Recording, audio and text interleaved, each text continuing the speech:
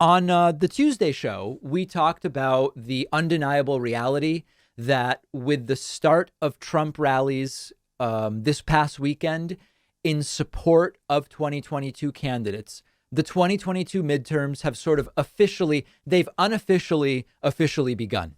The rallies are starting. It's all starting to happen.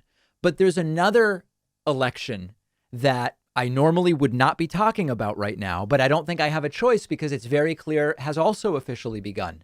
The 2024 Republican primary has begun. How can you tell? You can tell because Donald Trump and Republican Florida Governor Ron DeSantis, who previously were buddies, united around COVID and we're all for freedom. And Ron's doing a great job opening up for WWE and UFC when everything else is closed early in the pandemic. They're now attacking each other and pretty brutally. And Trump has even started to send his cronies like Roger Stone to attack Ron DeSantis. Why Ron DeSantis? Because Ron DeSantis is Donald Trump's primary challenger right now, based on polling for 2022. So let's go through this piece by piece. Axios has a report. Trump dogs dull DeSantis ahead of potential 2024 matchup. This is from Jonathan Swan. Donald Trump is trashing Ron DeSantis in private as an ingrate with a dull personality and no realistic chance of beating him in a potential 2024 showdown, according to sources who have recently talked to Trump about DeSantis. Why it matters. The two are among the most popular Republicans in the country. As the former president eyes a 2024 run, he is irked by DeSantis's popularity and refusal to rule out running against Trump. DeSantis is a favorite of Republican voters when pollsters remove Trump. The governor also hasn't been beyond tweaking his fellow Floridian. DeSantis said on the Ruthless podcast, one of his biggest regrets was not speaking out much louder in March of 2020, when Trump advised the American public to stay home. This is accurate in the sense. What I mean is Trump correctly sees DeSantis as his biggest foe for 2024 as of right now. We had the CPAC straw poll over the summer. Donald Trump topped everybody else with 70%, but in second place was DeSantis with 21%. That's an informal survey. When you look at the betting markets where people can bet who will win the 2024 Republican presidential nomination, right now, 37 cents of every dollar are being bet on Donald Trump, and 28 cents of every dollar are being bet on Ron DeSantis. That's a smaller gap than the straw poll in July suggested. We also have so-called real polling. There's a Harvard Caps Harris poll from 2 months ago where Donald Trump was polling 47% among registered Republicans and independents in the primary poll. And that was very far ahead of DeSantis, who was at 10%. But again, everywhere you look, Ron DeSantis is running second. Sometimes it's a pretty distant second. Sometimes it's a pretty strong second. So now Trump is starting the attacks, and so are Trump's cronies. Remember this from last week? Here is Donald Trump in his interview with OAN calling out Ron DeSantis. He doesn't say his name. But it's abundantly clear that he's talking about Ron DeSantis here as someone who has gotten the booster and won't admit it. It's something out there. But after now so many months of the vaccine being administered and these side effects and Americans' questions of it, do you reconsider your push for it, or what's your view now on the vaccine in general? Well, I've taken it. I've had the booster.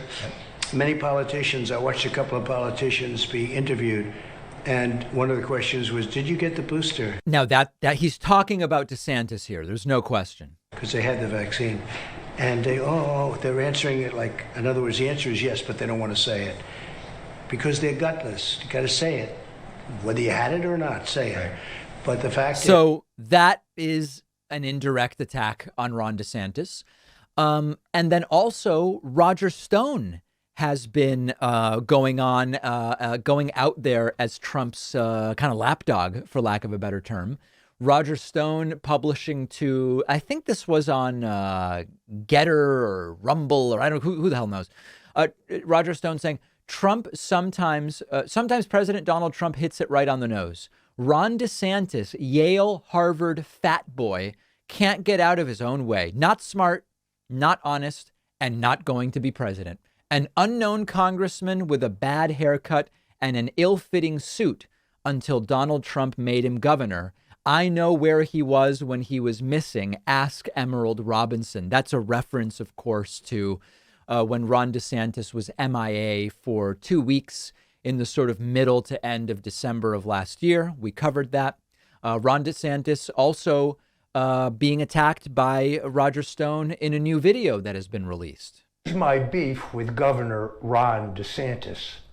Ron DeSantis was an unknown congressman with a bad haircut, an ill-fitting suit, and an undistinguished record in Congress until President Donald Trump's endorsement lifted him to the Republican nomination for governor of Florida.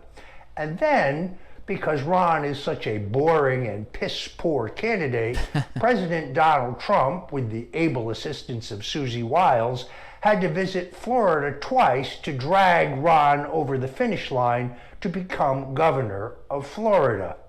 Now, Governor Ron DeSantis refuses to put his own presidential ambitions on hold until President Donald Trump has decided whether he wants to run again. So that's interesting. What Roger Stone is saying is that the correct thing to do, the respectful thing to do to show deference to Trump would be for Ron DeSantis to say, this is Donald Trump's nomination to turn down.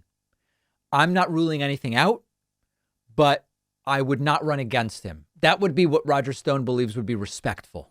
I consider that to be an incredible act of disloyalty and ingratitude.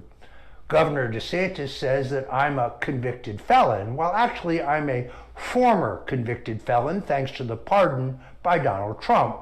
But if Ron DeSantis isn't careful, he will soon be a former governor of Florida without the active support of President Donald Trump. So that's a reference to 2022, because remember that one of the most interesting 2022 gubernatorial races is that of Ron DeSantis, right? And I want to make sure I'm not getting that wrong. Ron DeSantis 2022 campaign.